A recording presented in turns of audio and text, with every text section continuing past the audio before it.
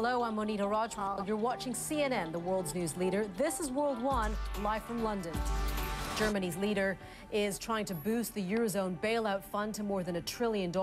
Chancellor Angela Merkel is appealing to members of parliament. On Wednesday, European leaders head for Brussels, where they are expected to spell out a plan to contain the debt crisis. Well, with European leaders talking about 13-figure sums, what does that mean to people paying the bills? European citizens who are worrying about taxes, redundancies, and their pension pots. Well, we want to ask Richard Asquith, tax specialist from accounting services company TMF Group. Richard, thank you very much for being with us. It's so confusing. Yeah. You know, when we hear about all of the things that are being discussed by the leaders, various summit after summit after summit, it is hard to explain to even them what to do. They can't seem to figure it out. Completely. How do you explain it to someone like me? Yeah, no, it feels very surreal when we're faced with headlines about Greece going over a precipice or Europe on the brink of disaster. What does it mean to us? Yeah.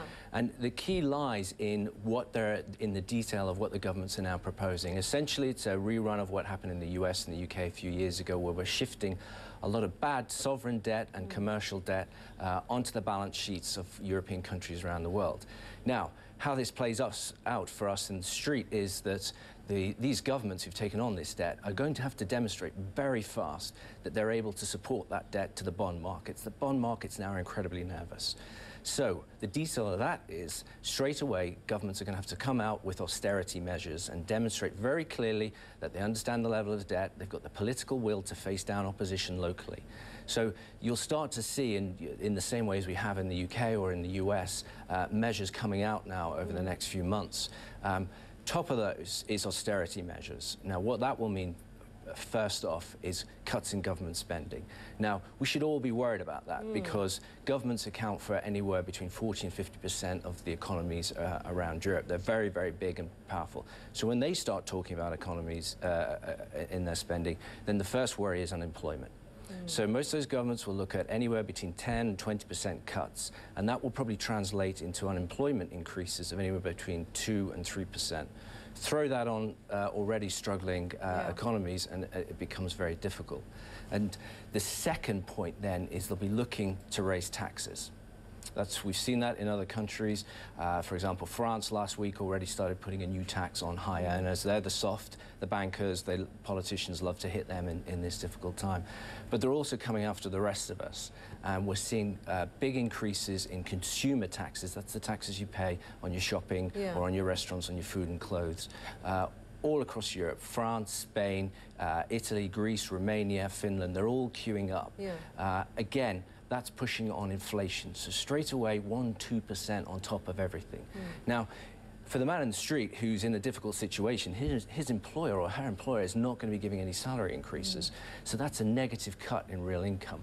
And really, for the first time since the 1980s, incomes are actually shrinking. We've never seen that. And they're at levels that we haven't seen since the 70s, the oil crash. The interesting thing is, the other side of this is that if all these austerity measures do work and it does spur the markets into positive territory, that's a good sign, because if your pensions are in certain stocks and shares, that's going to be good for you at the end of the day. It is, but then we get to the flip side of what's going on in the world. Unfortunately, whilst governments have to push on with austerity measures, that option isn't totally open to them, because we're facing a double-dip recession. So what you're seeing is central banks acting really quickly. They're cutting interest rates to record levels. Now, that means savers, investors, etc., they cannot find a good return anywhere. So with inflation going up and interest rates going down, again, it's not just earners, it's savers, it's investors who are starting to lose money. And possibly one of the quietest changes that's going on that's really scary for anyone coming up to pension age is quantitative easing, which is the government's going out, trying to keep credit going, pumping money into the economy as they fear a double-dip recession. And what that does is kill off the returns on pensions.